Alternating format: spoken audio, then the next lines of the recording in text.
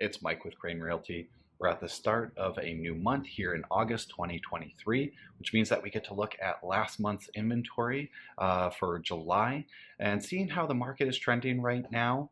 We like to make these videos simply to help you as a buyer or a seller understand where the inventory is going. Just basic economics. If the supply is going up, well, that means that for a buyer, there's more choices. Usually prices can begin to go down.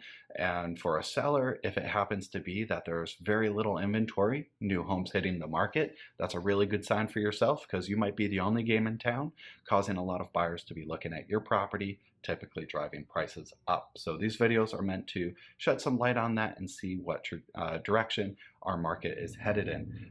So without much delay, let's get right into the numbers and what we're looking at. So you can see right here, we like to look at a window of like the last 5 years on the top left, number of new listings, and we'll do that in a month view. Ontario County, a very accurate representation of generally the Finger Lakes area where we live in the Rochester market. Now clicking on chart here, chart view would look something like this. So you see the previous years, 2018, 2019, that was really when things were more of a buyer's market. There was a lot more inventory. These peaks are where the summer basically it caps out at. And then to the left, that would be your spring market. To your right, obviously that's headed towards your fall and those drops. And then where it picks back up again, that's winter time. That's the backswing of the market, as we like to say. And you could see to the very far right, kind of we're completing this spike, if we could call it that, very jagged. You could see just a lot of almost uncertainty in the market. We're going up, then it drops. We're going up again, then it drops. We're going up again, and then it drops. Just a lot of inconsistency. We usually like to see that line be quite smooth, maybe a drop once in a while, but for the most part, generally trying to have things be a little bit smoother than that. So if we were to click on data, I'll zoom in here. You can see we have not even broken 100 yet, whereas the late 20-teens breaking 300 pretty consistently. Once we get close to the top peak of the summer, and then in the early 20s or 2020s, excuse me, just being able to get over to 250 each month, and then even up to like a 260. This year, I don't really believe, now that we have some of our best months behind us traditionally, that we'll even be able to break 200 as far as new listings hitting the market. We're probably going to be, I would expect August might be our last month to try to punch up some really good numbers for us. It tried to do that last year. We were able to get over 200, whereas July it was under. This was probably as close to trying to find some comparisons between this year and last year. As you saw in 2020, 192, whereas we got 185. And you might think, well, does that really make a difference? Is that,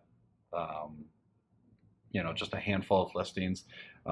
In general, looking at the total scope, and I don't have my Excel spreadsheet here, but I think it's going to follow a very similar line considering July is basically the same. We're under roughly like 22% of last year's inventory. And as you saw, last year's inventory, just to put a chart to it real quick, last year's inventory was the least amount of inventory that we've had. And I can even push this further to like a 10-year span. And you could see last year was the lowest in the last 10-year span, and we're pacing to be significantly less than last year's. So I know for a lot of people, when we saw the interest rates increasing, that was going to take a lot of financial credibility away from buyers, and many people thought, well, this is going to drive prices down. What we didn't take into consideration at that very moment, what's kind of dawned on us over time, is it's really caused a lot of sellers to stay put. Yes, they can sell their home for a whole lot because the appreciation value has gone up, and it's holding really well there. It's not showing any signs of going down.